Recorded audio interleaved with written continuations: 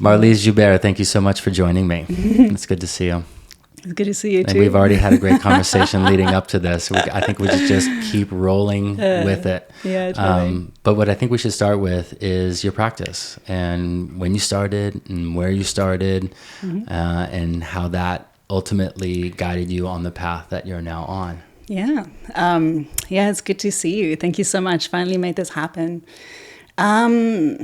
I moved to Los Angeles I think in the year 2000 or 2001 for a guy. And I felt like I lost myself in this experience. I was so young, and he was a really big personality as well. And I felt like I needed something that was just mine. And I didn't really know exactly what that was at the time too. So I think that I was searching different modalities. I was getting into Qigong at the time and different healing modalities. And then one day I walked into this yoga class. It was actually at Maha Yoga. What's the teacher's name? Ishmaran. I don't know if you know who he is. No. He's a parole officer as well. He's just this lovely presence, a really tall, beautiful man. And the class was just a little bit too hard for me, but just the right intensity where I'm actually feeling like I was getting a workout. And playful. He would come over and hold me when I'm like wanting to fall over and like laughing with me. And there was something so magical. I finally landed at something that was hard enough for me because my background is kind of an athlete. And also something where I was able to quiet my mind and something that was truly just mine. But the interesting part is before I got into that specific class, I was kind of, dabbling around with different classes and teachers. And my background is track and field, athletics and moving really fast, fast personality, fiery energy. Really hard for me to slow down. And I remember walking into these yoga classes and I would be running late on purpose, about at least 10 minutes. And then I would leave early and not fully understanding where people are laying down for 5 minutes and doing absolutely nothing. I just did not understand it. Yeah. I'm like, life is waiting. Like, why are you laying down and doing nothing for 5 minutes?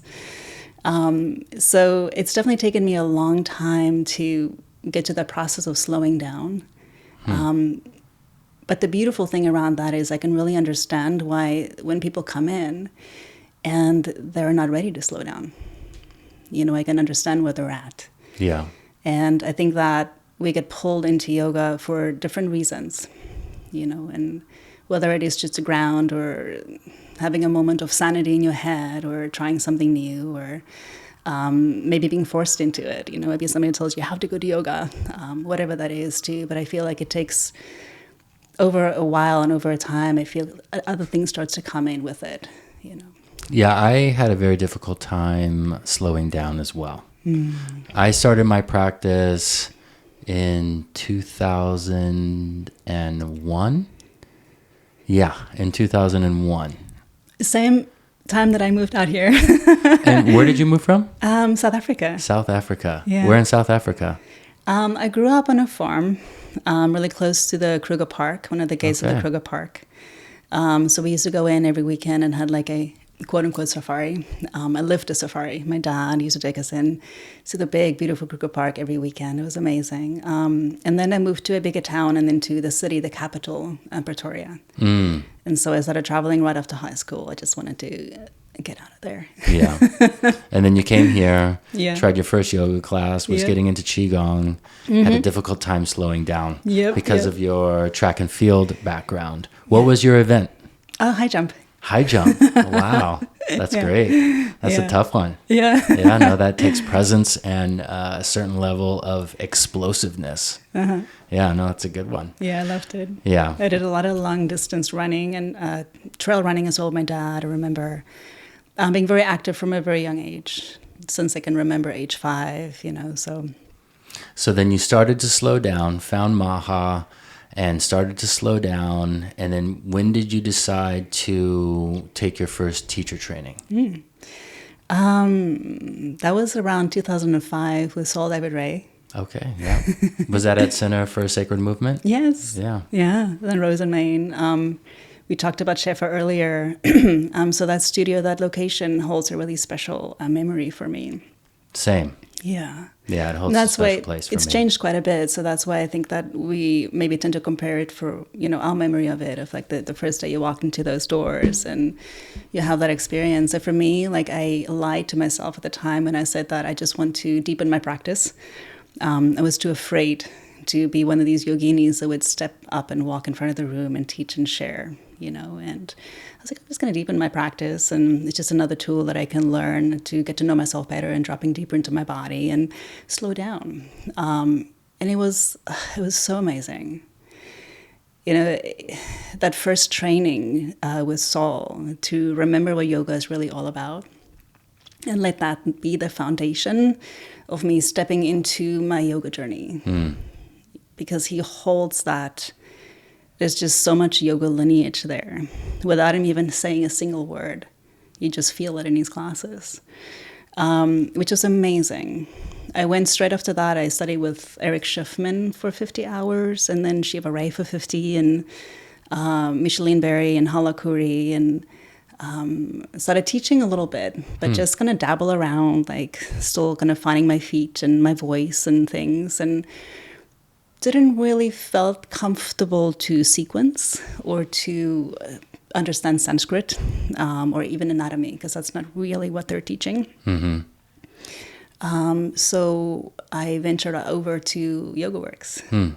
And then I studied with Annie Carpenter in 2008. Okay. 2 hours with her, with Sonia Cottle, and then I did another 300 with Annie as well. And then the mentorship, the 3-hour mentorship went a lot longer because she didn't have a group after us. So we ended up spending time with her for almost a year. Wow. Which with was Annie. really phenomenal. And Sonia. And Sonia. Sonia was my first Ashtanga teacher. Yes, she's amazing. Yeah. No, I love Sonia. And she's back. She's now at Yoga Changes. Yeah, she's teaching a couple of classes there, right? Yeah. Yeah. Brigitte Studio. Yeah. It's in Santa Monica? Yeah, it's on 20th in Arizona. Okay. It's a little 2-bedroom apartment that the whole building turned into offices, but it used to be an apartment building. And they were going to demolish it, only had it for about a year. And so CJ, my friend, actually signed a contract with Brigitte to own the studio for a year. And then CJ and his boyfriend moved to Spain. Okay. And Brigitte didn't want to give up the studio. So I think she might have taken over the lease. I'm not sure. But so she's bringing all the YogaWorks teachers. I know John Gatos is there. Okay, yeah. There's a few other teachers there. That's just old school YogaWorks teachers. That's great. It's a tiny little studio. I think it can maybe hold 10 or 12 people. Okay. Yeah. Oh, that's nice. Yeah. When I first moved out of my studio apartment in Santa Monica, when Megan and I moved in together, I kept the studio apartment and used it as a yoga space. Nice. And I started holding classes there as well. So I can totally appreciate turning an apartment into a yoga studio. Why not? It's so much more homey. Yeah, and it has a bathroom. It has a little kitchen. Yep. So if you need to keep something stored in the refrigerator, it's no problem. Yep. No, that's funny. No, I can totally appreciate that. I hope that works out for them. I haven't been over there yet. I know one of my students teaches there as well. So her name is Kinjal. Don't know. She teaches there. I'm pretty sure she teaches there, but I haven't seen her in a little while. But no, I'd like to go check out that studio just to see it. I'd like to practice with Sonia. I haven't seen Sonia in a really long time. Yeah. And she started me on my Ashtanga path, and ultimately is how I got into YogaWorks. Oh, really? Was through Sonia. Because I started practicing Ashtanga. My first memory of Sonia in the Ashtanga room is extremely vivid. And so first of all, I just want to say you practiced with some great teachers, because I've practiced with all of them, but not to the extent that you have. I've probably practiced with Saul maybe a dozen times, maybe 10 times. Yeah. I've practiced with Annie Carpenter probably, 24 times. I really loved her class. Yeah. I practiced with Shiva Ray a few times, Micheline, Hala, Schiffman. I practiced with all those people. I miss those days. I know. I just have to interrupt you. I just have to say that I feel really blessed that we've had the opportunity. I feel so privileged to be able to, to remember how yoga was then, and to be able to practice with all these teachers and understand the depth of yoga and what it really means and where it came from, and even understanding the history of, Lisa Wolford and Mati that came together that created Vinyasa from, Iyengar and Ashtanga and created the trainings, and it started this big movement here in Los Angeles. I know. We were so lucky. I used to think about it and relate to it in a way like if yoga was Ivy League schools, it's like Santa Monica was the center of this Ivy League community of yoga teachers. Yeah. But you got the opportunity to practice with all of them and each of them on any given day. Yeah. Like you can go to Center for Sacred Movement and practice with Eric Schiffman. Yeah. And then take another class with Shiva Ray. Yeah, and then Sean Korn. And then Sean Korn, exactly. No, I took a class with Sean Korn that totally transformed how I do things. Like she led a class. I only practiced with her. That might have been the only time. Maybe I practiced with her another time, but she transformed like how I do things. So that's so interesting. Yeah.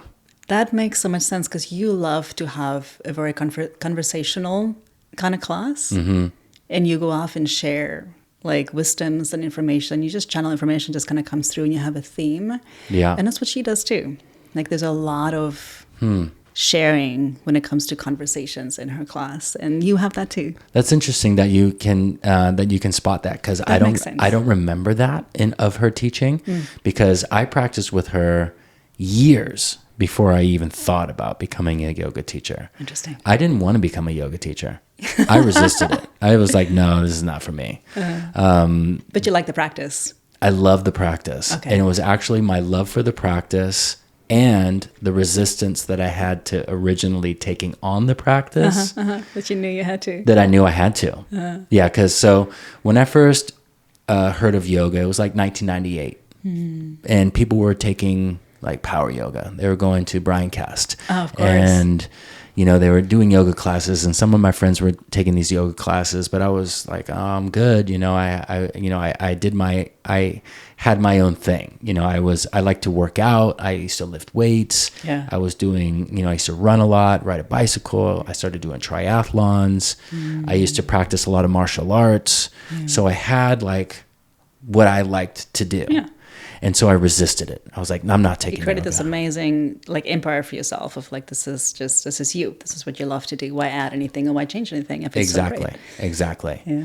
So I started hearing about it. And then in 2001, I took my first yoga class, kicking and screaming. I didn't want to, but I did. And you got forced into it. Pretty much. And I hated every minute of it. I did not like it. Like it was my ego. My ego just got just strung through the ringer. What did you hate about it? I didn't, I was strong at the time, but I didn't like how weak I felt.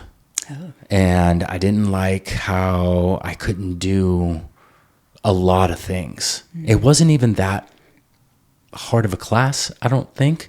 It was at Gold's Gym. So I started my yoga journey at Gold's Gym in Venice because I was a member there. I used to lift there. So and they had free yoga classes with your membership. So somebody was like, well, you get the free yoga with your membership. So come take a yoga class with me. I was like, fine. Yeah, gym yoga, right? You're like, exactly.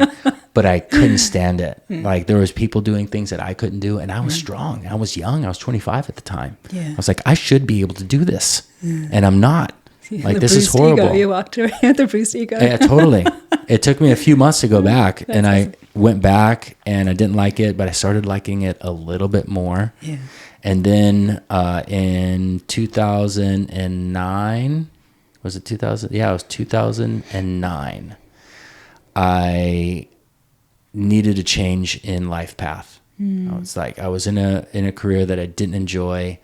It was making me miserable. I found I was drinking a lot and smoking a lot and just not living well. And so I wrote down my 3 favorite things I like to do the most. And those 3 things were surfing, traveling, and yoga. And so You made the list. it made the list, and that was the point. And I was like, here it was, number 3 on the list. And so I went through the list, and I was like, okay, I got to be real with myself. Surfing, number 1. I love to surf, and I'm a pretty good surfer, but I don't think I can beat Kelly Slater. And if you don't think yourself that you can beat Kelly Slater, chances are you don't have a shot. And I didn't want to start a surf school so I can be in a wetsuit all day long. I didn't want to be in a wetsuit all day long. So I was like, okay, surfing's out. And traveling. Looked at traveling. And so I thought, I can start a travel blog. And I actually was living in Brazil at the time. Oh, nice. So I was like, well, I'm living in Brazil. I'm traveling. I'll start a travel blog. And this is before travel blogs were a thing. I mean, this is early 2009, maybe 2008 even, somewhere around there. And I started a travel blog, started writing, started getting some traction, started doing well. And then I got my first sponsorship offer, which was a t-shirt. What? Which was cool, but... A t-shirt? A t-shirt. What brand? It was like a granola bar. It was like a... It was like a nut bar brand. Something. And they offered me a t-shirt, and it was awesome, but my savings was running out, and I knew I needed to do something that was going to support me. More grounding, more mature, grown up, right? Yeah, exactly. So then I looked at yoga, and I was like, no. I don't want to do that. It's on the list, though. That's exactly why. I was like, here it is in my top 3. Am I really going to say no to something on my top 3 because I have resistance to it? Yeah. Am I going to write my 4th through 6th favorite things to do because I don't? You are a no man, though, so. I am a no man. Yeah, that's true. So I signed up for my first yoga teacher training with Tamal Dodge. Tamal. Nice. Yeah, I did it with Tamal, and I started teaching in 2009. At Salt? No, this is before. Okay. This is before. So he was at the Yoga Collective. Oh, okay, that's right. Or it was called Yoga Co. at the time. It was on the 3rd Street Promenade. Oh, okay. And so before it moved to Rose. Rose, that's right. Yeah. So I started teaching there and started getting more and more classes. And then it was actually that first year of teaching that I started going to classes as a practitioner, and I wasn't getting something. I remember it. I was like, there's something, I don't want to say that there was something missing, but I wasn't getting something that I knew I needed. And I didn't know what it was. I had no idea. So I started going to all the famous teachers again. I was like, maybe it's this, maybe it's, maybe I went to Brock's, 3-4 class. Yeah. And I was like, no, that wasn't it. I was like, maybe it's just all handstands. Yeah. Like, no, that wasn't it. By the way, I'm taking Brock's class right now. Oh, you really? Yeah, no, he's full great. Full circle, I'm back again. Brock's class. No, that's funny. 10 years. No, but I started to take everybody's, I was taking Liz Arch's class to see if the primal flow was like something, and it wasn't it. And there, I'm not saying any of this to knock their practices. Yeah, it's just we're looking externally for something, right? Yeah, it was but for something that I didn't know I was looking for. So I just kept going to all these people's classes. And a friend of mine at the time said, come to Ashtanga. Interesting. And I said, what do you think I said? No. No. I said, no, I'm not going to do Ashtanga. I'm like, I like my vinyasa flow. I like to listen to music. I like to do free flow. I don't like a set sequence. And she was like, how do you know? Come see. What a great question. Yeah. She's like, what a great question. Come see for yourself. What you know. And so I went to Sonia's class, and I walked in at Yoga Works Montana. The back room. The back room. She had the 4 o'clock, 4 to 6. And I walked in. It was packed. And everybody's like lining up, facing each other. Yeah. There was 2 rows. Yeah. Mysore style, everybody facing each other. There was one spot. You can hear everybody breathing Ujjayi, and that's all. That's it. You just hear the Ujjayi breathing, and it's sweaty in there. Yeah. And people are just doing their own thing. And like, what am I getting myself into? Yeah, and everybody's doing different things. Like, there's not 2 people doing the same thing. There was 50 people in this room. Not 2 people were doing the same thing at the same time. Nothing at all what I was used to. Yeah. So there was one spot left, the far back end of the room near the stage, next to a guy who turned out to be Calvin Corzine. Oh, no ways. So I rolled my mat out next to Calvin, and not knowing how things work, not knowing the protocol, I saw that he was wearing a bracelet that you can only get in northern Brazil. And so I asked him about it. I was like, oh, did you get that in northern Brazil? And he looked at me and he's like, yeah. I was like, oh, I was living there for a year. And so we talked for like a few seconds. And then he got to his practice. And then Sonia came right up to me. And she's like, hi, I'm Sonia. I'm like, hi, I'm Sean. She goes, tell me about your practice. I'm like, well, I've been practicing for, at that time, what was it, like 8 years? Something like that. 8 going on 9 years. So I've been practicing for 8-9 years. I've been teaching for less than a year. I teach at Yoga Co. I teach at Power Yoga. I teach at True Yoga. You know, I'm like teaching right now. She goes, okay. Well, you've never practiced Ashtanga? I'm like, no. She goes, okay, great. Stand here. Do you know Ujjayi? I'm like, yeah. She goes, okay. Stand here, eyes closed, practice your Ujjayi, and I'll come back when I think you're ready to move on. So, yeah. So like, where's the exit? Yeah. I'm like, okay. And so I closed my eyes, stood there, and just breathed. And she made me stand there for 10 minutes, at least 10 minutes. And she came up to me. She goes, okay, let's do Surya Namaskar A. Do you know Surya Namaskar A? I'm like, yeah, I think so. And so we did Surya Namaskar A, Surya Namaskar B. She gave me a handful of standing poses. And she said, okay, take Shavasana, come back tomorrow. I was like, okay. So I took a few minute Shavasana, walked out of the room. I'd probably been there for a grand total of 40 minutes, including my 10 minutes of breathing. And I remember it like it was yesterday. I walked out of the room, closed the door, and I thought, that was it. That's what I was missing. Right there. Just the autonomy and what I find to be very unique and special about Ashtanga is the ownership that you have over your practice. You're not, kind of just tuning out and allowing a teacher to move you through your practice. Yeah. You're moving yourself through your practice.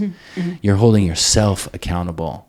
If you decide to cheat on a breath or not do a pose or whatever you decide to do, that's on you.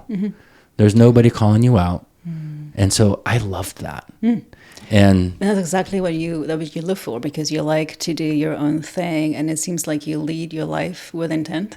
And you don't really want people to tell you what to do, because you're really good at knowing what that is for yourself.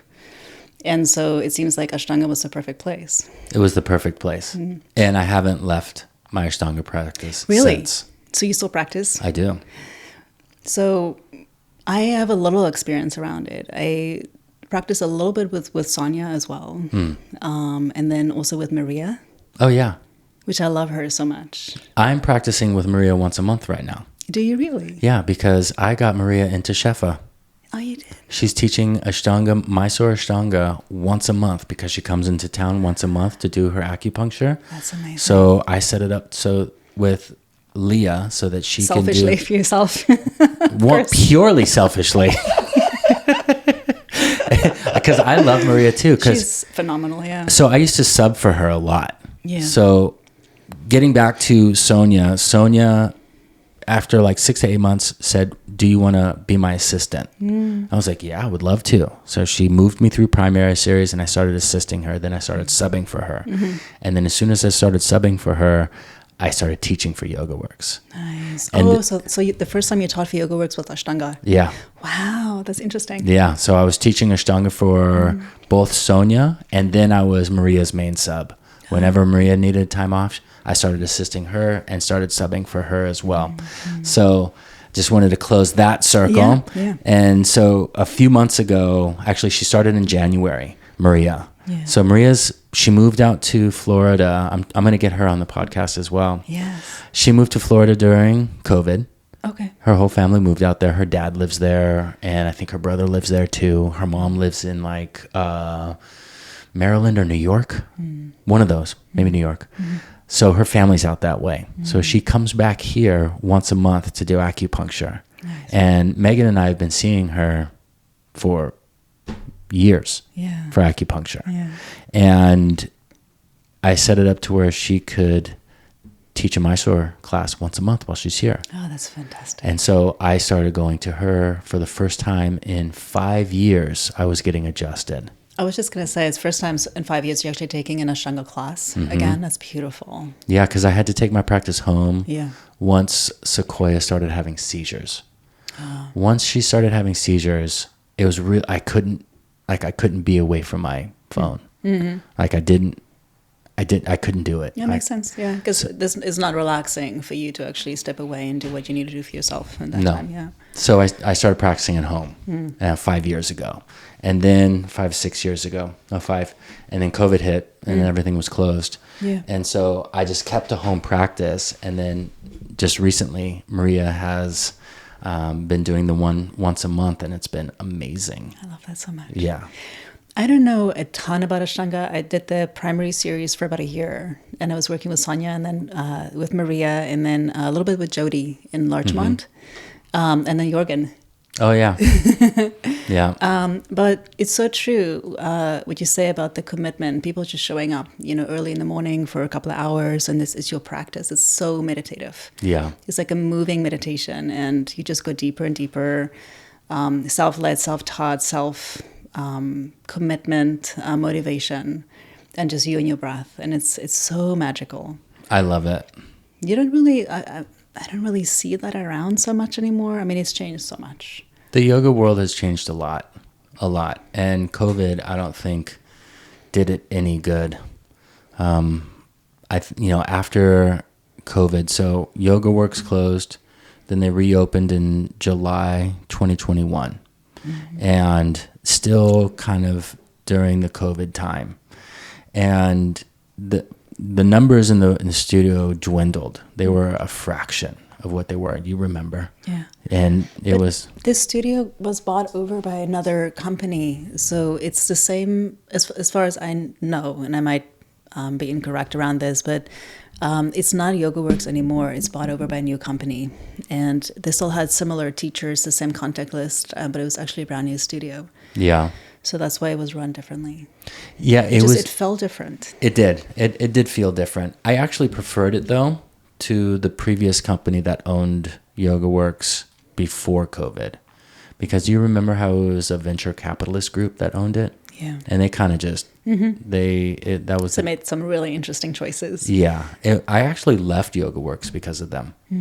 I didn't like not only the direction they were taking the brand, but also how they were treating a lot of the people. I was always treated well, but I know it's because my classes were full, and I knew that. Yeah, it's numbers of money. Right? Exactly. Yeah. And I didn't like it. And I didn't like how they were treating a lot of the other people. One person in particular, Romy Phillips. I love Romy. I thought she's a great teacher, very knowledgeable, had been with Yoga Works for, 20 years. She started going to, I may be wrong, but somewhere in Asia, China? She was going somewhere in Asia, leading 3-month-long yoga teacher trainings for Yoga Works. And then coming back. After 3 months of being there, teaching the teacher training with an interpreter, which is difficult. Yeah. Because it's like it takes twice as long. So she has to do twice as much work. It takes twice as long. She comes back from leading this 3-month teacher training, and her class numbers were smaller. No, because she has to start all over again. It just makes sense. Well, they started taking her classes away because her numbers were down. Yeah. And, that just, it infuriated me. Like, here's this woman who's uprooting her life to go teach a teacher training for this company. Yeah. And then when she comes back to start all over again, they're punishing her for not having the numbers, not helping her, not supporting her, not marketing her before she gets back. Hey, your teacher's coming back. Nothing. I remember I was getting advice from some of the new management that was in management positions that, speaking bluntly, maybe not the best choice to be there in the first place, would tell me that they don't care about what I teach or how I teach or what style I teach. just numbers. Yeah. So it wasn't about quality. It wasn't about teaching a good class. It was just, I don't care what you do, just bring numbers. Yeah. Make it power, make it whatever, make it strong, make it like all. It was really interesting advice. It started going south quickly. I started to feel the ship sinking. It almost feels like you have to check yourself in at the door to walk in and teach a specific class. That's not authentic. Yeah. For somebody else, so it's almost like selling your soul. Yeah, it was. And it didn't feel right. It felt like they were, following trends. They were taking on teachers that had a large following and not necessarily good training. I heard somewhere that they were saying that they're actually wanting to create more like a core power. Yeah. No, they definitely wanted to do that. Yeah. So but I'm always also sitting with the idea that too, because as a human race, we evolve. And the humans need different things. And as we evolve, we need different things.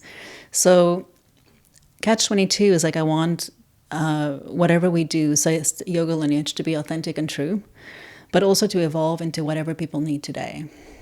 So how can we provide a yoga class today for people for what they need, but also what they want? Yeah. I think it's shifting. So I think that holding onto the 90-minute Ashtanga or 2-hour Ashtanga class is probably not going to resonate for people after COVID, like maybe 75 minutes, and how can we shift it where we make people a little uncomfortable, give them what they need, but also what they want? That's a tough one for me. When YogaWorks reopened, they only had 60 and 75-minute classes. And before I left YogaWorks pre-pandemic, because I didn't like the way that the brand was going, how it was going, I had a 2-hour-long class.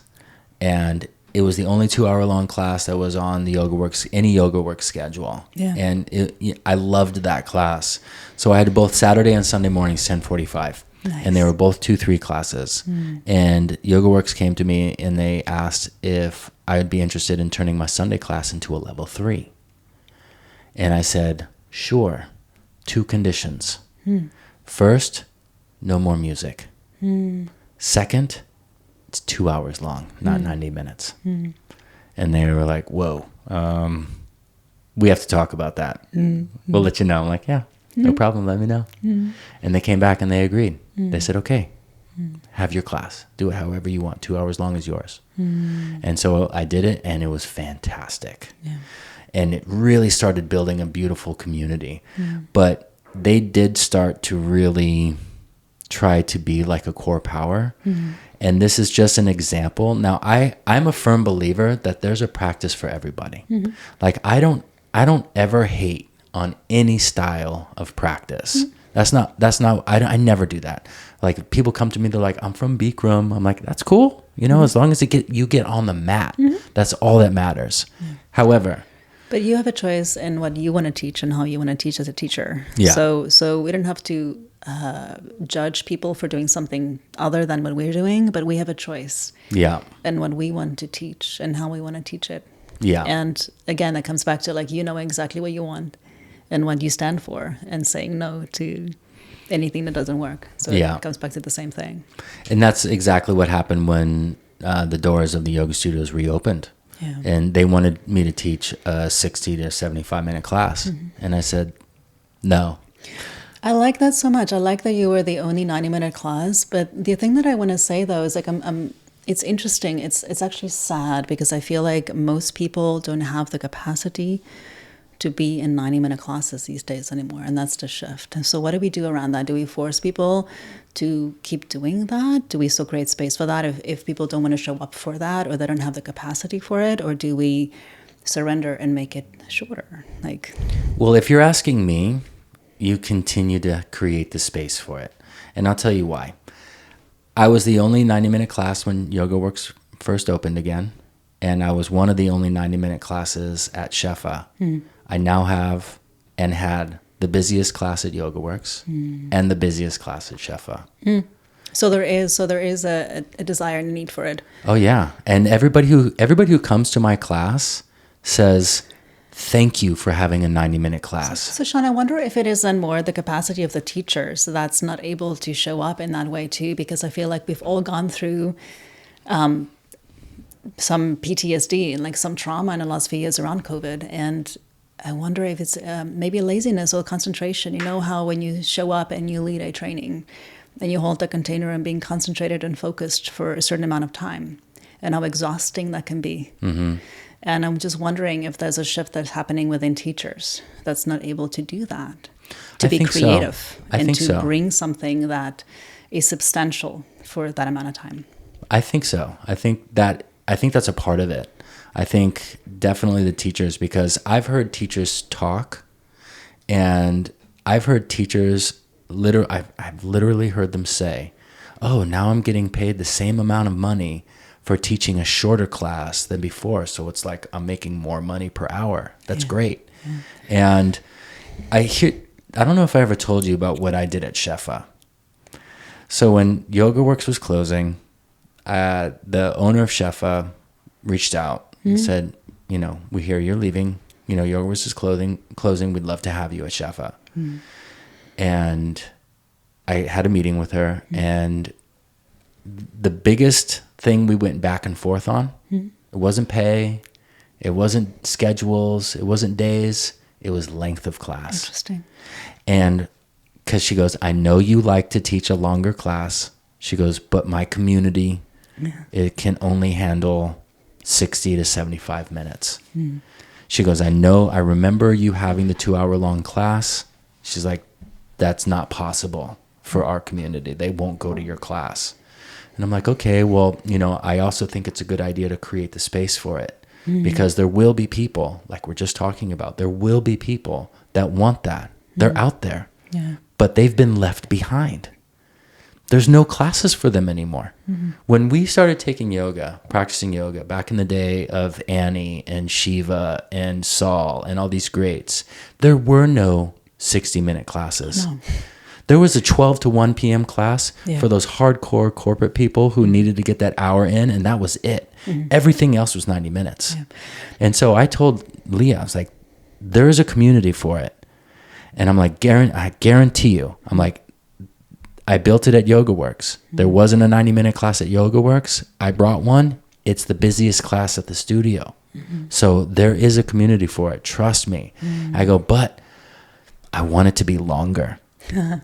I'm like, I want 105 minutes, an hour and 45 minutes. And she goes, "There's no way. We can't put that on the schedule." I'm like, "Okay, how about this? How about we call it a 90-minute class?" And you just go over every week. But I just go over every day to 105. She goes, "Done." She said yes. That's awesome. So that's what I do. And I've done it ever since I started at Shefa. My class is 105 minutes long, and it's still the busiest class in that room. And, so that's definitely more of a hot yoga studio. Yeah. But my class outside of the hot yoga is the busiest because I create that space, the container for a deeper learning practice. I love hearing that too, because I was talking to somebody else the other day about where did everybody go? If you think about it, like LA is the mecca of yoga, and the amount of yoga studios. I think Yoga Works had like over 60 studios and students and teachers. And we're just wondering, like, where did everybody go? And so for you to hold on to that knowledge and that knowing that you're not going to compromise or sacrifice anything in creating this space, knowing that people will show up. That's great that Leia said yes too, because she could have said no. Yeah. No, she could have.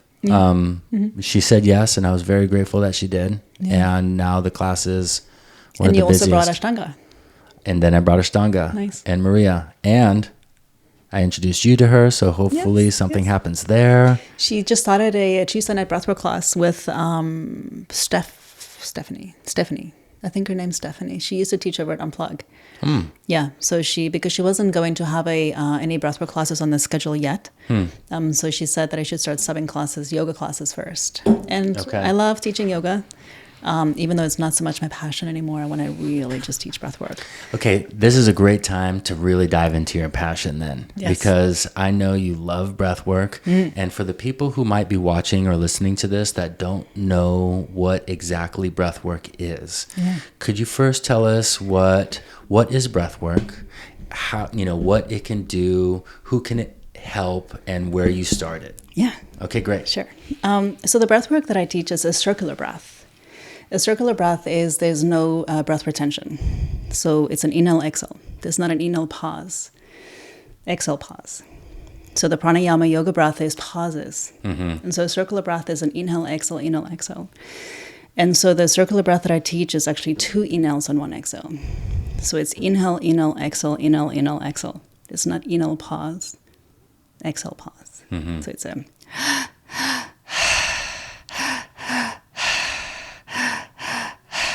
It's not a...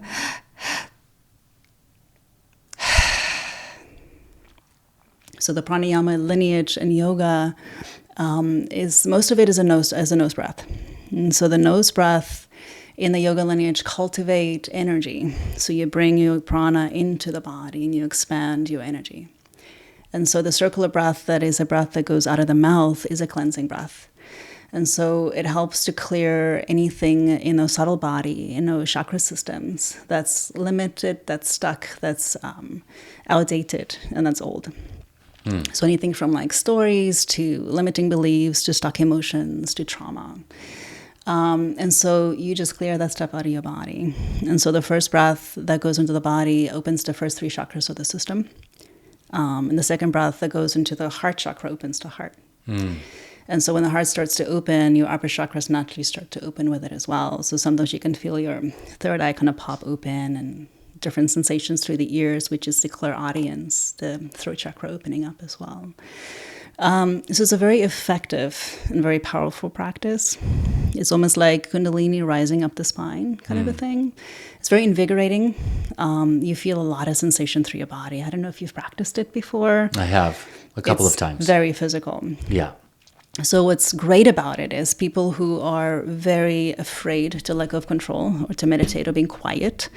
This is a great practice for it because it's physical, it's fun. There's a lot of activity around it. The mind loves to be active. And so you give your mind something to do by focusing on the active breath. And so while you do that, the body naturally starts to open energetically. So you're kind of bypassing that quiet space of just sitting and trying to meditate quietly, which is an amazing practice to do, but it's hard for most people. Yeah. And so that's also one of the ways that I was able to slow down. And now I don't need to do so much breath work to get to a place of quiet. I can just find it without the activity around it or being active first. So does each breathwork practice, could it bring up something new? So, for example, if you practice one session of breath work, it could bring up some maybe old emotional trauma. And then on the next session, it could bring up some old belief systems or patterns or habits that you have that you're trying to release. Is it more concentrated? Do you set an intention and work on that intention, or does it just uncover and reveal things naturally and organically through the practice itself? Yeah, those are great questions. I think it just depends. I think it's really interesting sometimes when I sit down and everybody actually sets an intention, say we sit in a big circle and people say they're specifically coming to release anxiety or find clarity around something. It's really interesting. Or sometimes on the other side of the practice, they're like, well, I just figured it out. So with intention, I think it is powerful. It just depends on where it's coming from. If it's ego-driven, then it doesn't always work. If the intention is coming from a deeper place, it can be more effective. But more than anything else, I think it's the more your mind feels safe to surrender, the more you let go. Yeah. And the more you let go, the more your body opens energetically. And so if you've gone through some grief and loss, I know you have, and a lot of people has gone through that, there'll be a lot of grief stuck in the body somewhere. And so the breath will actually go to that specific area and start to unravel that and bring some of that stuff up to the surface to clear out. So I've had people that come in with, a woman had a thyroid cancer and she removed the thyroid, and we had a breathwork session and she had an immense amount of vibrations around her throat. I had a guy that came in that had an amputated leg. Whoa. And I was sitting and doing breath work with him, and there was a moment where I wanted to get up and do something, and I couldn't move my right leg. Wow. Where he said he felt so much energy moving through that whole area of his body, even though it didn't actually exist. Wow. So it's really mystical. The breath goes to the places in the body where there's stagnation, and the biggest stagnation. And sometimes some of these things takes a while, you know. We do struggle a lot with resistance because there's a part of us as a human that sometimes feel like these things serve us. If I'm letting go of this heartache that's in my heart, then it means I have to keep my heart open. And that's scary. Yeah. So sometimes we struggle with that. Sometimes we're not ready to let the stuff go. Sometimes we let it go, you know, a little bit at a time. And I feel like we have themes in our life that's always going to be there. But the difference is it won't run us unconsciously and control us so much anymore. You know, we become aware of it. We start working with it consciously, which is really uncomfortable to see yourself do the same thing consciously, to eventually kind of hearing it as a whisper in the back of your mind. I can see that being very helpful for so many people. And I'm assuming do you hold like weekend workshops where people can do multiple sessions with you and get together with you and talk about things? And do you do journaling as well? Like, is there like almost like a healing breathwork getaway that people can have with you? I used to do those retreats. I haven't done any in quite a few years. I do lead trainings. I have modules. I have 3 modules. So 3 weekends. You can take them separately. It's about 22 hours. And every weekend is themed differently. And this one is if you want to become a teacher, it's also really great just for self-healing. Yeah. Like the first training is about healing intimacy, connection with your heart, because we can't really receive intuition if we're not actually allowing ourselves to be open and to be seen and to see. Yeah. And so there's a lot of that. So there's a lot of personal healing. So the second training is a lot to do with like the heavier traumas, like addiction, abuse, grief and loss. And so teaching people how to hold a container for themselves or other people around that. And then the third one is about relationships and boundaries and communication and relationship with yourself, the nature, finances. Yeah. Wow. So it's really powerful. I studied with my teacher. So interesting. I left yoga to find spirituality. And I was moving through a really interesting time in my life in 2010. And I stumbled upon this teacher. And my life took a 180 in a matter of a few months. I started traveling with him and assisted all his trainings and retreats, and eventually led some of his trainings for him. So sitting in circle and working with him for about 8 years and just study energy. Wow. Where did you travel with him? Really fascinating. Wow. A lot of Europe.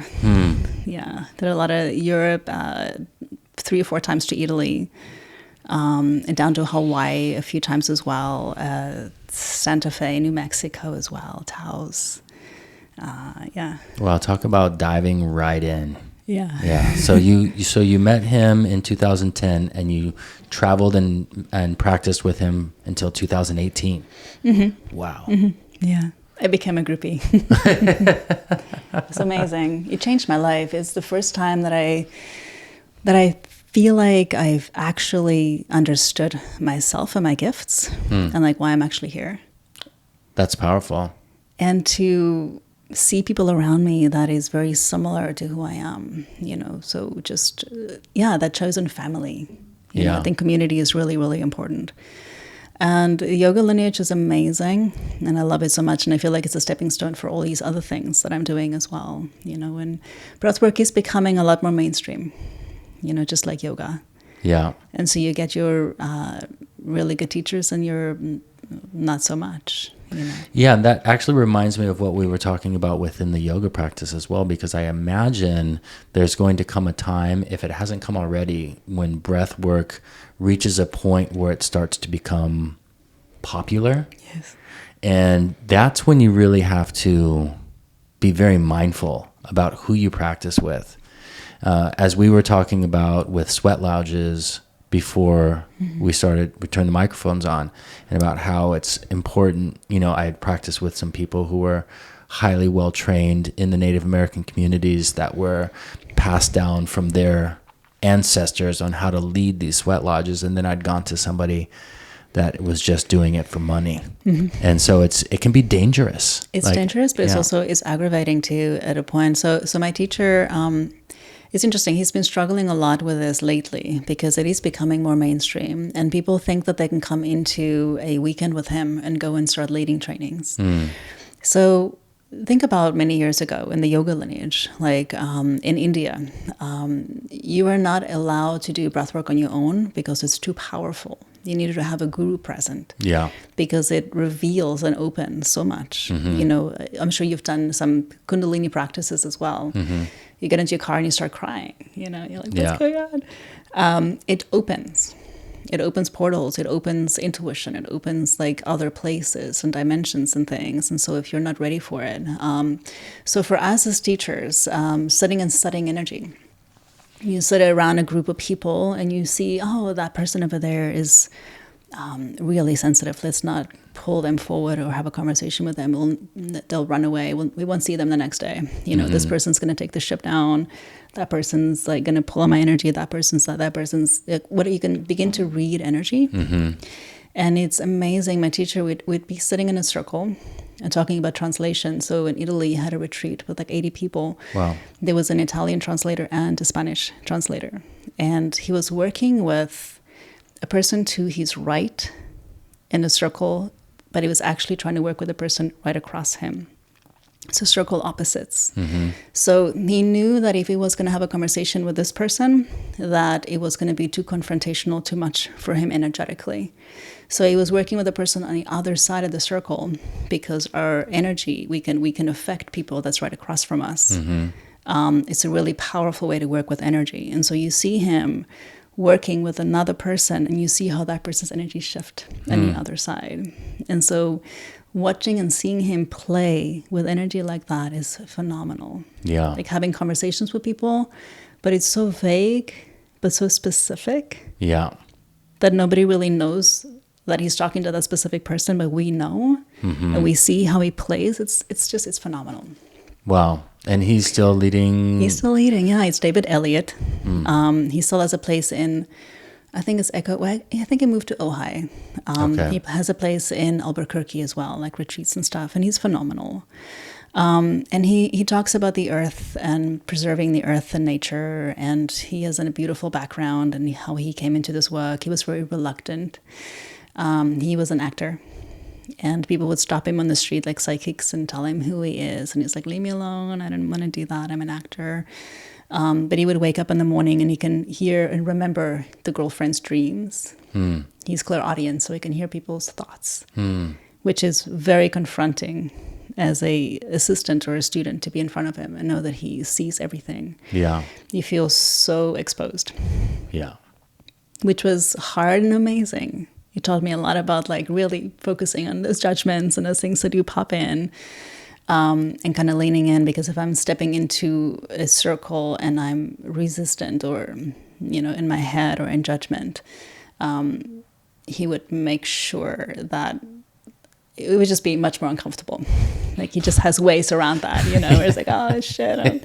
Especially there was a certain expectation for how we're supposed to show up to, so he just sees and knows everything.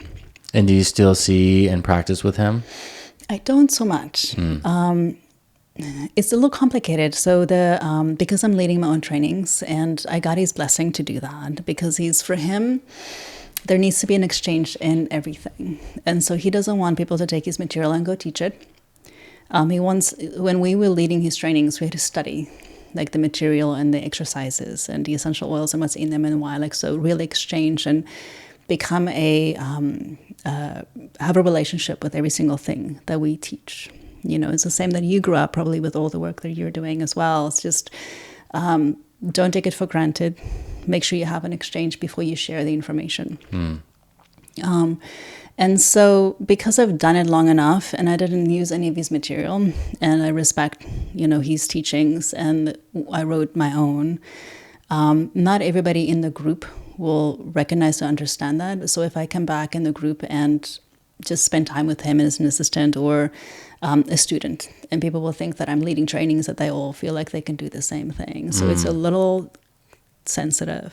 So what do you mean by you can't use his material?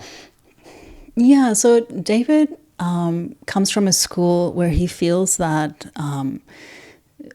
everybody needs to earn their right. It's the same as like being a yoga teacher without being trained. There's a certain amount of respect that you have to go through and have to do to be able to get to where you need to be. So because he's created something that works for him and he's sharing it with the world, he feels it's unfair for other people to go and take material of his trainings and lead trainings, but do the same thing that what he's doing. So that's just how he feels about that. So it's like, if we want to, because the exchange is off, because we didn't create it ourselves, we've taken it from somewhere else. So now we can take what we've learned and create our own thing around it, but not verbatim. And the difficult part around that too is because we have led some of his trainings for him. So it makes it harder. It makes it easy for us to just be like, I'm just going to use the same material and just lead groups of people. Yeah, I would find that hard to do, because we are students and we do accumulate things from other people, and there's no way around that, So the way that he's doing things, I'm doing it similarly, but I'm still trying to be creative with it, if that makes sense. Of course. No, that makes perfect sense. But, it's hard for me to imagine how you could not, take what you've learned from him and included it into what you're doing, because we're always students, like lifelong students, and we're going to continue to grow and continue to We want to pass change. it down. We want to pass it down, yeah. And that's how you grow, is by learning from others. And then when you gather it in and kind of like integrate it into what you do and what you've already brought to to that moment and to the table, then it changes things, and then you can share it. I mean, that would be hard because, like, as a yoga teacher, for example, you can't, it's not like we can create new asana. That's true. We can't. So let me clarify. I think what it is like, he would want us to take the work and teach it and spread it out into the world. Like he wants us to lead our groups and our classes and our private sessions and things. But the training material specifically, it's like he doesn't want us to just copy that and lead like the written material, the actual material. Okay. So just to clarify. Okay, that makes sense. So, and a lot of people would do that. A lot of people do that. Yeah. And that's just like, for him, there's a certain integrity around the work. And if we want to lead our own trainings, make sure it's our own material. Yeah, that makes sense. And we can create our own thing. And of course, we're going to, it has to be somewhat similar because it's still the same work. Yeah. But I've led some of those specific trainings. And so it makes it tricky for him because so many people has done that. Yeah, and I can see. And he teaches about integrity and wanting people to exchange with the material and create their own. For sure. No, that makes sense. So that makes sense, yeah. Yeah, because, he also wants to keep the integrity of the work strong. Yeah. He wants to keep it strong. And not just for himself and not just for the people that he's training, but for the people that they're also leading practices with. Exactly. Because that's when it starts to get diluted so much, that's when it starts to get dangerous. Exactly. And it can be. Like, I know people who have led breathwork classes, and, I had a friend that told me about this teacher that they were seeing, and I was listening to the process, and I'm like, that sounds dangerous. What that person was doing. It was clearly like opening portals, but not closing them, and leaving people open in this space and allowing whatever to come in. Yeah. And no, I can understand that. Yeah. And that's what's so hard. I think that now that things are moving more mainstream, and many years ago we were actually at a studio in West LA where the teacher owned the studio. She could kind of predict things in the future, and she was saying, breathwork's going to become just as mainstream as yoga. And we were kind of laughing at the time. It's like, there's no way this is happening, you know. And I'm just really blessed that I jumped on so early on too, way before, because yes, it's going to become more mainstream and we all need it. But yeah, I remember walking around in a class and teaching, and you have these people have really big openings. Mm-hmm. And even in the beginning, when I just was holding space, you know, I see this woman, she's convulsing and her hands are cramping up and her head's lifting and she's like doing all kinds of crazy stuff. And I felt myself like left my body. I was like, holy shit, is this okay? And learning how to navigate around that and just to watch bodies, the same as yoga, you know, read, and you can really read a body and see how they're breathing and what's happening with them and the subtleties, and practicing your intuition and remembering that even if you're freaking out, don't freak out. You can just be the cheerleader. Like, hey, everything's cool. You can stop the breath. You're fine. You don't need to breathe anymore. A lot of these practices want you to hyperventilate, but we don't. I find that so fascinating. We're not supposed to hyperventilate because you breathe to feel energy. You breathe so the body can open energetically. You breathe so the chakras can start to open, so that emotions can clear out. And once you're there, that's it. So as humans, we're the sensation junkies. We want these strong experiences. We want to cramp up. We want to breathe for 3 hours and hyperventilate.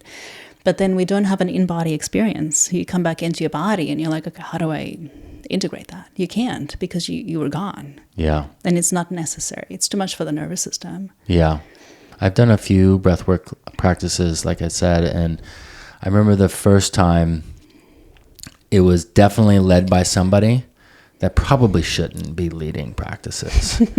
I could sense pretty quickly that he was there. He made a couple of comments that led me to believe he was definitely there for the ladies. That sucks. Yeah, it was a bummer. It felt creepy. So there's no safe space. My teacher does not tolerate that. Yeah. Nobody's allowed to meet, like date, have like retreat, like sex, nothing. Like he doesn't tolerate it at all. Yeah, and nor should he. I don't think that. I think that's a very unfair use of power. Yeah, but it's the same as in the yoga lineage as well. Absolutely. Yeah, there's actually a lot in breathwork. There's 2 or 3 teachers that I've heard about that has abused their power. Yeah. Yeah. No, it's more common than I would care to admit in the yoga world. Yeah. Being a man, especially, it's really important for me to really keep myself in check. Once I started teaching yoga, I knew, because I'd heard stories and I'd heard rumors, and as soon as I started teaching yoga, I could see the reactions that I was getting, and I could see the power that people were giving me. I know. With it. Yeah. But I promised myself, like I did not want to take it there. Mm-hmm. I was fortunate enough to be, 33 years old when I started teaching yoga, and I'm very grateful that I waited until then, because I was already at a point in my life that I knew that if I decided to use that power to in a sexual way, it would ruin my career. Like, I wanted a career, not something that will fizzle out real fast, and you have a bad reputation for the rest of your life. Yeah, exactly. Mm-hmm. So it sadly happens a lot more in the yoga world than I would like to admit, and it doesn't surprise me that it happens in the breathwork world, especially since my very first breathwork session was with somebody who was clearly, like, he made a couple of comments like, ladies, if you have an orgasm, don't be, I was like, oh man, like, you just said that. Yeah. You just said that. Yeah. Yeah. Like, when I first started teaching where yoga, attention goes, energy flows. So the minute he says that, everybody's attention goes there, and then it gets created. He actually creates it. So that's part of what is so phenomenal about my teacher.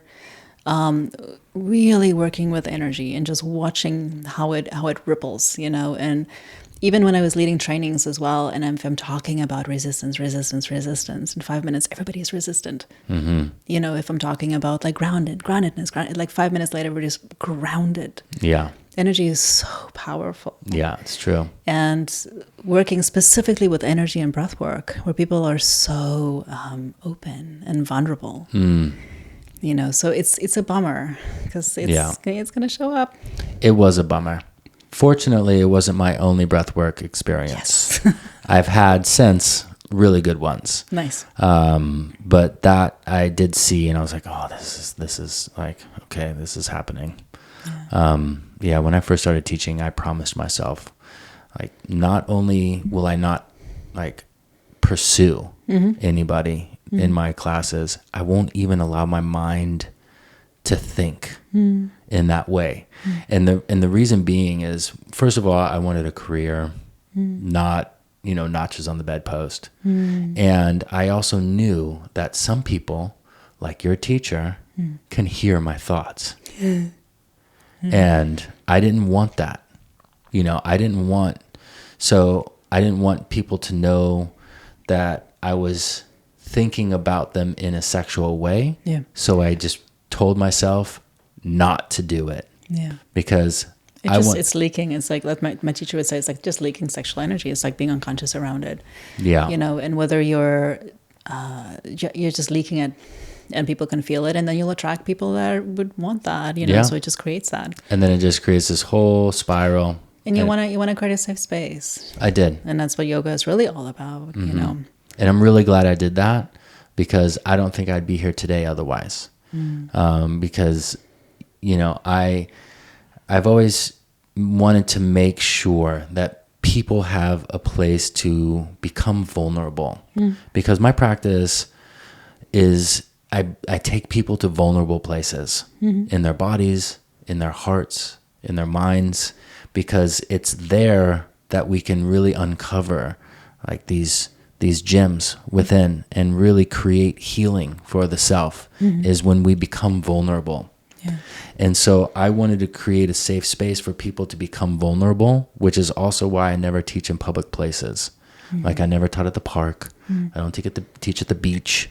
I don't do that, because I want people to feel safe to open themselves up to be vulnerable, so that they can learn and grow and move and release and ground and elevate and whatever it is that person may need in that moment, in that practice. Because I do set intentions to create, a container. Like, this is what we're doing. You're welcome to follow along, but I also leave it open enough for interpretation that it's not just this.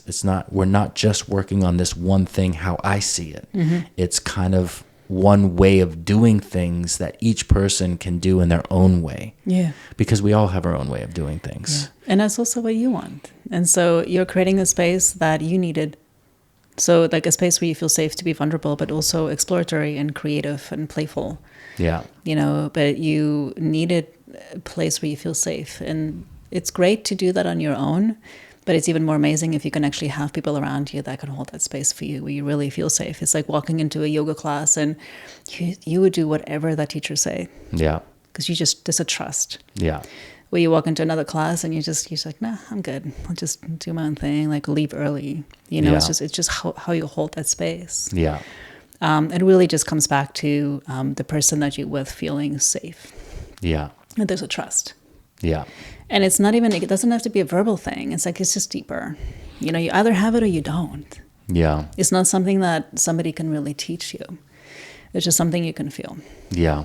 Now that we're talking about it, it's probably one of the reasons why I really gravitated towards Ashtanga, because it was your space. You create the space, and whatever is within that is up to you. The teacher just comes over and assists you when you either want it or need it. But other than that, it's your space to explore and to really, crack yourself open to these vulnerable places within. And so... And going at your own pace. And go at your own pace. Yeah. Yeah. The pace of your breath. I mean, it's funny because there's a set amount of breaths that you're given. Yeah. But what you do with that given breath is your practice. And it's funny too, because that's life. In life, we're only given a certain amount of breaths, just like Ashtanga. Yeah. What you do with those breaths is your life. Yeah. Yeah. It's really true. I read that somewhere too, and I was like, mind blowing. You know, so if you can extend and control it and lengthen it and be more aware of it, they do say that every inhale is a birth and every exhale is a death. So we go through 1 million deaths in a day. Yeah. And have 1 million new beginnings if we want, you know, if you're aware of it. Yeah, and I've also heard that every inhale is an expression of gratitude, and every exhale is a surrender. Yeah. Because every inhale is a gift of life. It's a gift. So with every breath in, it's like we're thankful for this life that we're given in that breath, in that inhale. And then every exhale is a surrender of that life, is a letting go. Because, you know, at the end of every exhale, we don't know if we're getting another inhale. I know. Like, we don't know. Yeah. That could have been the last one. I know. So every exhale is that surrender. And I really enjoyed relating to the breath in that way. Yeah. Gratitude and surrender. Really powerful. Yeah. Yeah. Yeah. Because, and, you know, we are given only a certain amount of breaths, and what we do with it is up to us. It's funny because last night in class, the intention was to live and breathe and practice at our greatest potential. And how, you know, we're only given a certain amount of time for our practice. You know, in that class, it's 105 minutes, even though everybody thinks it's 90. So it's 100. Really do expand the breaths. So it's... You bend time. We're only given 105 minutes. So what we do with it, that's up to us. That's our practice. So the intention was to breathe to our greatest potential, like really breathe, like every inhale, drink it in, like really enjoying it and being present to it, because it is the gift of life for all mammals, for all living beings.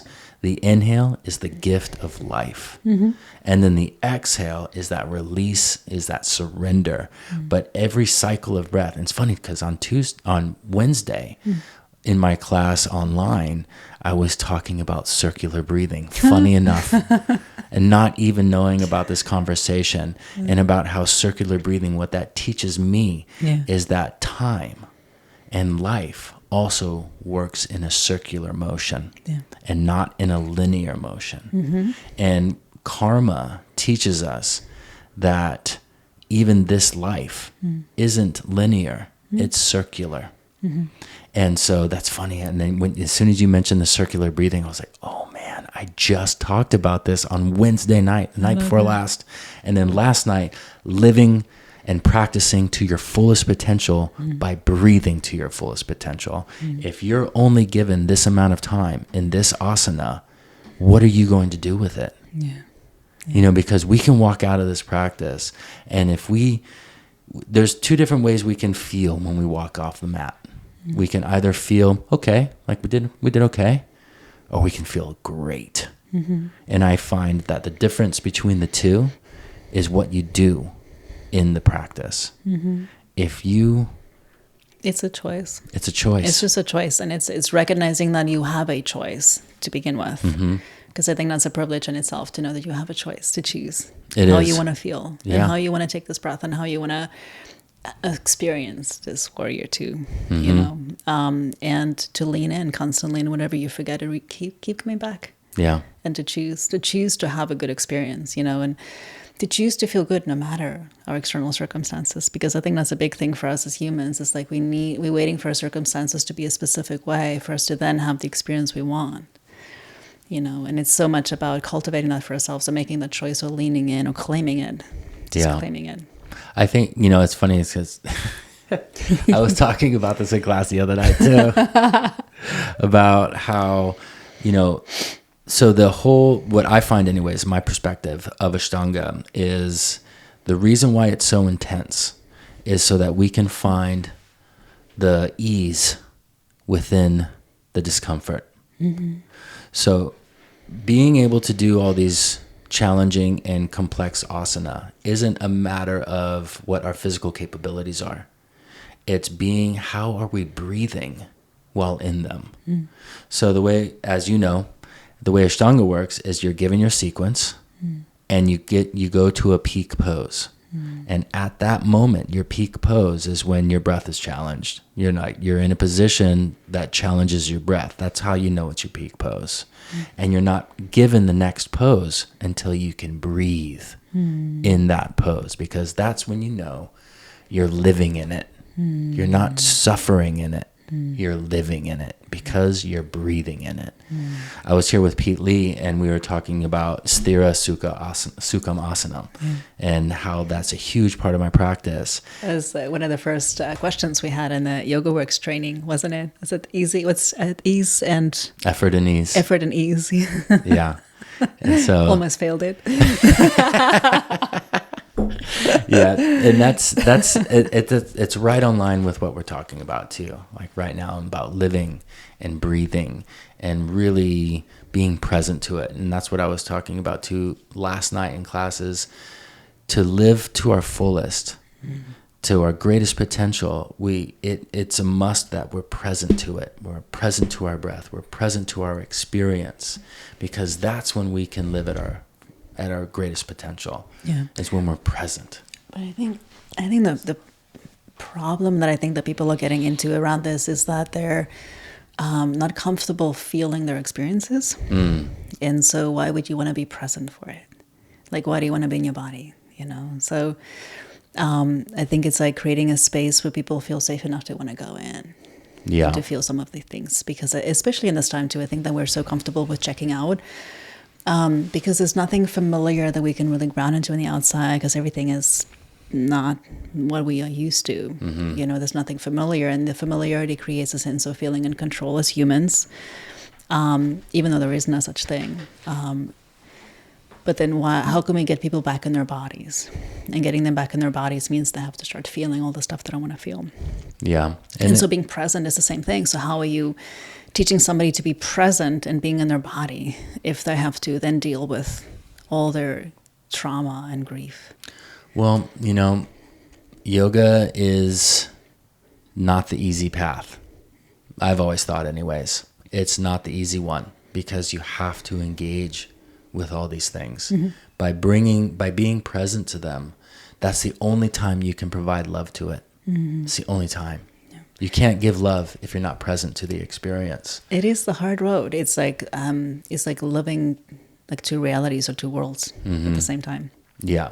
No, it's confrontational, and that's hard for people. And I understand. You asked me earlier, how do you give people what they need, but also what they want?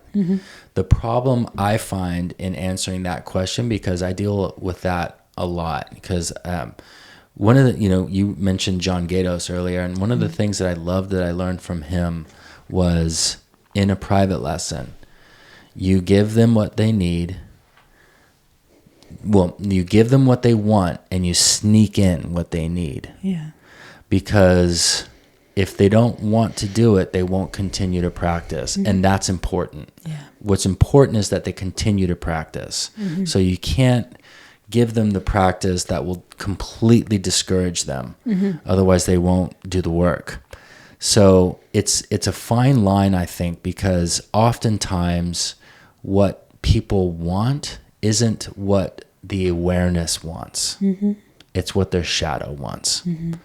And that's why I think the yoga community has shortened all the classes. It's because the shadow, that's what the shadow wants. The shadow wants it faster, hotter, now. Yeah. And so if instant you can, gratification, right? Exactly. Yeah. So if you can give that to me, I'll go to that class. But and then my Netflix is waiting. Exactly. Yeah. There's so many other things, but how do we give people what they need without necessarily giving the shadow what it wants, because what the shadow needs and what the shadow wants are completely different things. The shadow wants to be left alone. It wants to run the show. It wants to make the calls. It wants you to be alone. It wants you to be angry. It wants you to be isolated. It wants, all Being those. control, yeah. Yeah. What the shadow needs is love. And the only way to experience and to give love to the shadow is through unity, through connection. That's it. That's what the Anahata teaches me, is through unity can we share love. We unite the love within first, and then we can share it with those around us. Would that make sense? That the way that I understand that, what you're saying is, and correct me if I'm wrong, is accepting. It's like accepting the parts of ourselves, the places we don't want to love. Like, so sprinkle love on everything. Yeah. And that's how we unite. Because I feel like judgments create a division, right? And all these other things do. So it's like more acceptance and more love, loving what it is. Love the anxiety, love the insecurities, love the fear. Love the ego. Love the ego, the shadow. Love all of it. Love everything. Because that's the only way it's going to heal. That makes sense. Is through love. Yeah. It's like, having children really has taught me that lesson. Because sometimes your kids act in ways that you don't want them to. Sometimes they say things that you wish they wouldn't. There's no person that can hurt you more than your own children. But yet the only way, what a teacher. They're the best teachers. So in my practice every day, I dedicate my practice to my wife and my daughters. And I thank them for coming into my life as my wife, my daughters, my wife, my teachers, and my lights. And then I promise them that I'll continue to practice so that I can better serve them as a father, as a partner, and as a friend. Because I truly do believe that it's through love that we heal all wounds. Yeah. All wounds within ourselves, all wounds within others, all wounds within the community and the collective and the planet at large is through love. I believe that, we live in a third dimension, right? I correlate that to the chakras. So the Manipura, the third chakra, that's the seat of the ego, which is why I think the world is having this conflict right now. Right? I believe we are born into our practices. We are born into duality. Why are we born into duality? So then we can move to the fourth chakra, the Anahata, with unity, where love is. So I believe since we live in a third dimensional world, which is what the third chakra, which is power, which is fire, which is will, which is action, right? This is all third chakra stuff. Yeah. So then we can evolve through unity. Makes so much sense. To the fourth chakra, which is where love is.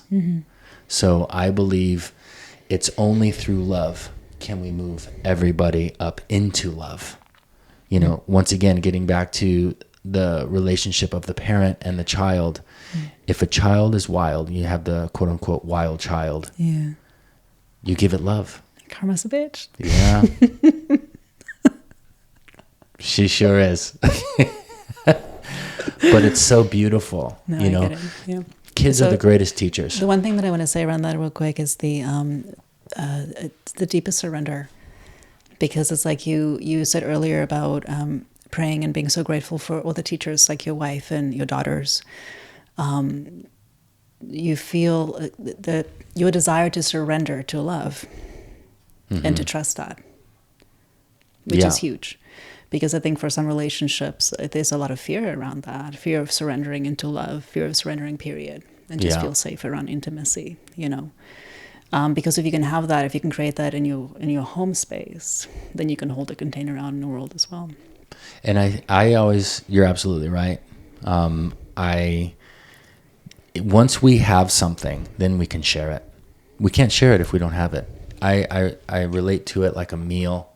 If I wanted to share a meal with somebody, I couldn't share them a meal that I didn't already possess. Yeah.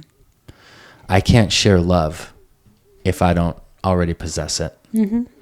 So it is through that surrender and letting go of the fear to love. You know, I think that's the distinction actually between, I'll say, the love spelled in the lowercase and unconditional love is fear. Yeah. You know, I didn't know unconditional love existed Nobody does. until I became a father. And I didn't know I could even do it until then. And because, you know, I had placed conditions on all of my love relationships. You know, I will love you unless Yeah, of course. you do this or you do that. Yeah. If you do either of those things, You're done. I won't love you anymore. And then you do that for yourself as well, right? Yeah. Yeah. Because you take your own love away when you feel you fail yourself in some way. exactly. Of course. And then I had Jasmine, and she placed unconditional love in my heart. And it was, I remember the moment I realized it, that I loved this child unconditionally. I just started crying. I started just gushing tears because I knew that there was a being in my life that I loved without conditions. It didn't matter what she said, what she did. It didn't matter. I loved her, and that wasn't going to change. And being able to recognize that I had that in myself at such a young age. So I had Jasmine when I was 18. I was a young father. And I realized this when she was probably 6. So it took me a while. I was a young dude filled with ego. You're 18, of course. Yeah. So I didn't realize that I loved her unconditionally until I was about 24. Something, I may be wrong, somewhere in there. But it was life-changing. And ever since then, and it healed so much of my wounds, because I didn't grow up with a father, and I didn't like that. You know, I was an angry child. I got into a lot of fist fights. I didn't get into a lot of trouble, but I wouldn't cause trouble, but something would set me off. And if something set me off, rage would take over. And so it healed all of that for me. So the love healed the rage within. And I've always considered fear to be the opposite of love. You know, it's funny is because we place these conditions upon our expressions of love to protect ourselves. Out of fear, we place these conditions. Yeah, that's why control is birthed. Yeah.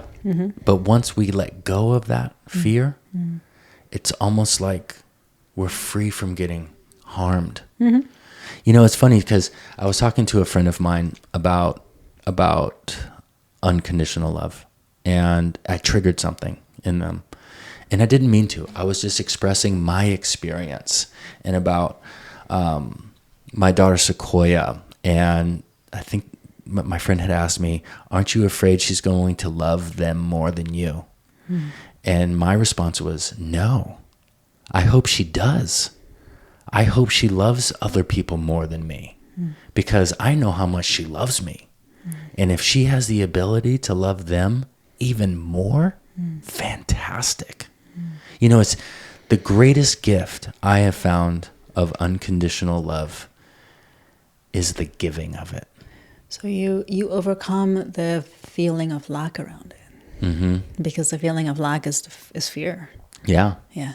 And it's in the giving. You know, what's funny is because, you know, you hear people, or at least I hear people, and you see it online, or you see it on TV, or you see it wherever you may see it, how people are looking for love. You know, I saw this banner. There's a huge billboard right around the corner from where I live. And it's like, I may be getting it wrong, but it's basically like finding love, finding the love tour or something. I think it's a comedy show. But it's interesting because people are looking for love, in an external place because they want to receive it.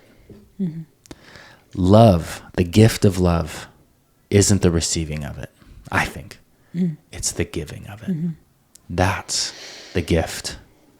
So that's beautiful. That makes so much sense. So the way that I can relate when it comes to breath work is that we walk through life and we have a heartbreak, a loss of some sort, and we close our hearts because it hurts. So you decide to stop feeling. But then what happens when your heart is closed? You can feel love and joy and connection. You're disconnected. And so you're looking for things and experiences on the outside to remind you. So you can attract somebody into your life that loves you. And then that experience of them loving you is a mirror that reminds you that you have the love within yourself. And so your heart opens up and you feel your own love, thinking that they're loving you. But it's really just you remembering that you have it inside yourself. Yeah. And so when that mirror leaves, you feel love left. And so you feel the emptiness. And it's really just the mirror or the reminder that you can actually feel it within yourself. So the giving of love, it makes so much sense because we can give love. But receiving love is actually not possible. Because what we actually do is we just open our hearts and feel our own love. It's the person in front of us reminds us that we can actually love because we have it inside of ourselves. Yeah. So that's why the giving love makes actually a lot of sense. Yeah, and it's such a wonderful way to relate to it because then there's no finding it. There's no looking for it. There's no having the need for an external source of it. It's always within us. And I truly believe that's how we will evolve as a species into the next level of, actually, I let me rephrase that, into the next place of our own, development of a soul, collectively, is through love. Yeah. It's such a privilege for you to have had that experience and now to be able to live that, and I think that it sounds really cliche when we say, oh, love's within, you just need to feel it. But again, like if you've been hurt, say you were a little boy, girl in an environment where mom is sometimes there and sometimes not. And so when you open your heart to receive love and that person's not there, the next moment you feel the emptiness and rejection. Next moment it's there, so there's an uncertainty around love. And so we've learned to just keep our hearts closed. And so it's such a cliche saying to say, oh, just open your heart, it's all right there. And I think it's a process for us to feel safe and to be reminded. And so your daughter came into your life to remind you. Yeah. And, I think it's only cliche because it's so simple. Yeah. But it truly is just that simple. It is. It's that simple, but it's also really scary for a lot of people. I think the simple things are the hardest, by the way. Like, it's the simple things that are the most challenging and the scariest. I know that for a fact personally because giving love, I was fearful of it. Yeah. I was very guarded, because I was raised by a single mother who was a great mother. Like, I received a lot of love from my mom. But my dad was never there. And I was definitely one of those boys that needed a dad. And I felt the lack there. My mom, remarried and tried to, provide me with that figure, but it never fit. It never fit.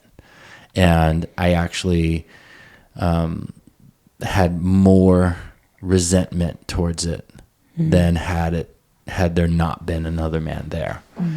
So I definitely felt that fear and that guardedness around love. So yeah, I was extremely fortunate, and it is the greatest gift that Jasmine ever gave me, hands down. And she gave it to me at such a young age. And I was a wild teenager, that's for sure. So she grounded me, and I loved her immediately. I didn't know the capacity of it until it took me a few years, but I loved her. I saw her come into this world. I was there, and I did the best that I could with what I had at the time. But no, she was a great gift, and she really taught me that unconditional love exists, and it exists within me. And now I get to share it, and I thank her for that. I still thank her for that, for giving me that love, so then I can share it with Sequoia and Megan and our 2 crazy dogs, and hopefully help share it in a way that my students can understand, and start to feel it within themselves as well, because that's definitely a major part of my teaching, is coming from a place of love. Because I truly do believe that's the only way we're going to heal any and all trauma, is through love. And that's the path of the yogi, and that's why people have veered away from it. I think, getting back to your question and your comment about, it's scary for people to be present with their bodies and their experiences within their bodies because they're not happy with them. Only with presence can we give love to it. Only when we see it, when we feel it, can we give love. Only when we feel the anger, or we feel the disappointment, or we feel the judgment. Those are great moments. Those are great moments. If you recognize them as a great moment. Because they are. And they're going to keep showing up until you respond differently, until you respond in a more, loving way. Yeah, definitely. Yeah. What's happening in the world right now, too, is talking about creating unity and division, is that we're in a time right now where everything that's been creating division is being highlighted. So it looks like the world is becoming more divided, but it's always been. And so the only way for us to create unity is to recognize the places where it is actually divided, so we can begin to make changes. So the only way forward is unity. Yeah, I agree. We're in a time in astrology where that has to take place. Otherwise, nothing can work. So anybody wants to create something in this time that's create more division won't get very far. I hope so. Yeah, I really do, because it's one of the banes of our existence is the division, the duality that we are born into, and that has been cultivated and created, and it's gotten really intense over the last handful of years. And it's going to continue to as well. So if you can think about, in astrology, Pluto is the planet of death and rebirth, physical death or rebirth, and it's pretty forceful. And it's forcing people to take responsibility for their stuff. It's going to be in their faces, the karmic, disagreements and things. And if they're not, it doesn't go away. So if people don't have tools to navigate and deal with it, it gets really uncomfortable. But the only way forward is just to step into these places of healing and growth. So take a yoga class, go to breathwork, do therapy. And so as things are getting more challenging, people are healing faster. So there is going to be the fight against the light and the dark, because the more light, the more the frequency of the planet is rising and getting stronger. There is also the shadow energy that's going to resist it, and it's going to fight stronger. So you're going to see the polarity of things. It's going to be interesting. And I find the shadow is actually the louder of the voices. So in this conflict, in this arena that we see the light and the shadow coming together, and the vibration building and the shadow resisting, I've always seen that the shadow speaks the loudest, and it puts up the nastier fight. Which is scary enough. So that nasty shadow is scary enough to keep people in it, and it's why those people are afraid to get back to their mats, to get back to their breathwork practices, to get back to the practices of observing the shadow. And my whole take on it is giving the shadow love, loving your shadow, loving the ego. Don't try to get rid of it. Just accept it. You can't. Yeah. And nor do we want to. Like, it's been there since the beginning of time. Yeah. And the ego has played a very large role in all of our lives. We need the ego. It's kept us alive. Yeah, we need it. Yeah, it keeps us alive. We give it too much power, but we need it. Yes, we definitely give it too much power, which is that move from the Manipura to the Anahata. Yeah. And there's only one way to do that. Love. That's with love. That's it. Yeah. So no, it's a big point in our history of a species. This is a big point. And that's why I've continued to teach and why I've continued to practice, because now is the time.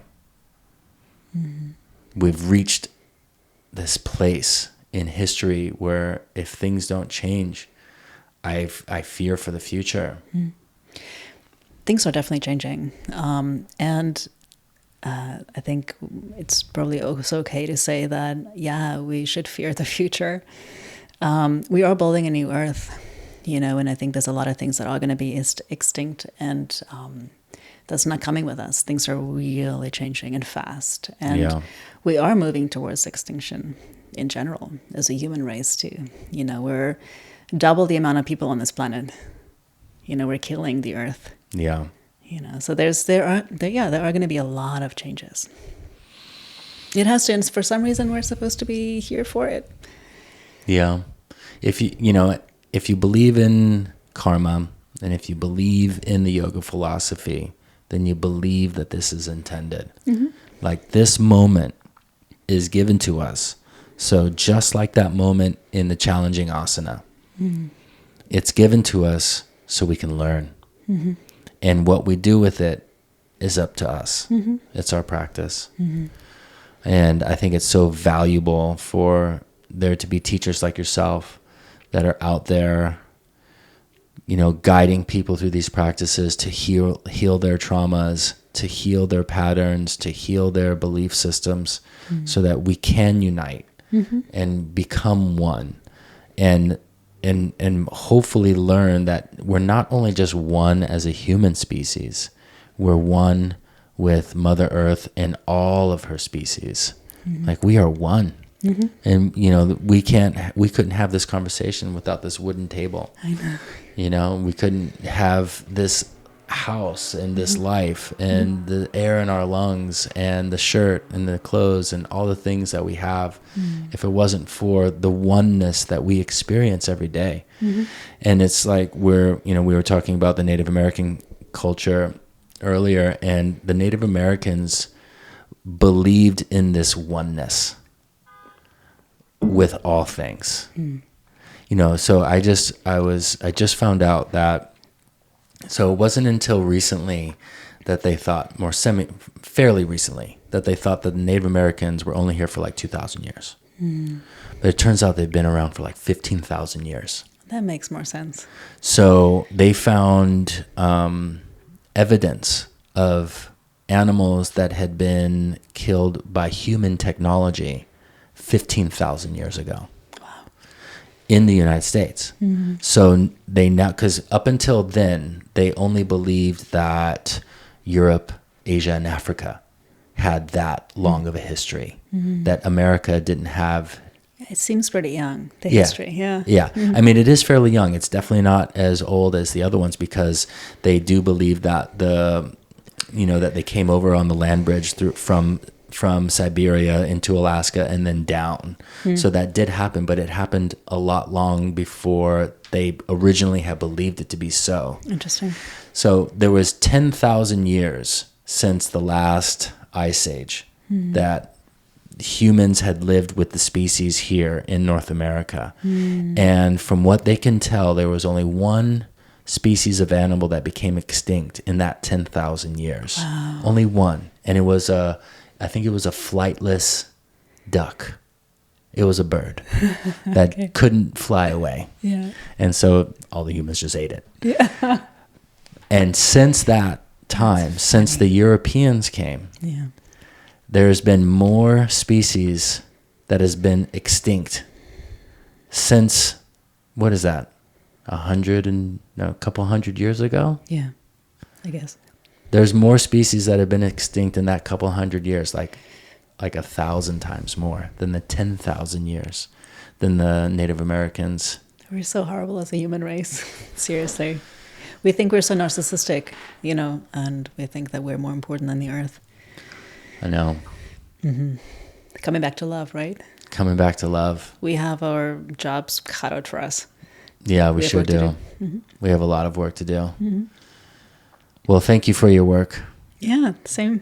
Yeah, thank you. I mean, there are so many more things I want to talk to you about, but I know it's getting long and it's getting late. We'll have to do a follow-up. We definitely have to do a follow-up because one of the things that you and I share in common is our love for surf. That's the right. ocean. Yes. And it kind of plays along into this conversation because one of the reasons why, selfishly, I want to heal the earth is so that I can continue to surf in our oceans for a long time. Mm-hmm. Because that would be a sad day for me. The day that the oceans become so polluted that we can't get in it any longer.